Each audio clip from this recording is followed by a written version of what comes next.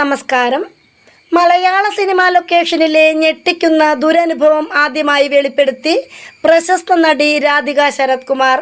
കാരവാനിൽ രഹസ്യമായി ക്യാമറ വെച്ച് നടിമാരുടെ നഗ്ന ദൃശ്യങ്ങൾ പകർത്തുന്നുവെന്നാണ് രാധികയുടെ വെളിപ്പെടുത്തൽ.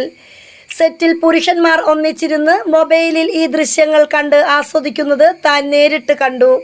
ഭയന്നു പോയ താൻ കാരവാനിൽ വച്ച് വസ്ത്രം മാറാതെ ഹോട്ടൽ മുറിയിലേക്ക് പോയെന്നും രാധിക പറയുന്നു. കാരവാനിൽ രഹസ്യമായി ക്യാമറ വെച്ച് ചിത്രീകരിച്ച ദൃശ്യങ്ങൾ മൊബൈലിൽ ഫോൾഡറുകളിലായി പുരുഷന്മാർ സൂക്ഷിക്കുന്നു. ഓരോ നടിമാരുടെ പേരിൽ പ്രത്യേകം ഫോൾഡറുകൾ ഉണ്ട്. സെറ്റിൽ പുരുഷന്മാർ ഒന്നിച്ചിരുന്നു ഈ ദൃശ്യങ്ങൾ കണ്ട് ആസ്വദിക്കുന്നത് താൻ നേരിട്ടു കണ്ടെന്നാണ് രാധികയുടെ വെളിപ്പെടുത്തൽ.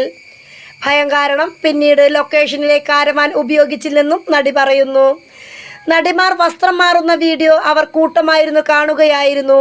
ഇനി ഇങ്ങനെ ഉണ്ടായാൽ ചെരിപ്പൂരി അടിക്കുമെന്ന് പറഞ്ഞുവെന്നും രാധിക പറഞ്ഞു.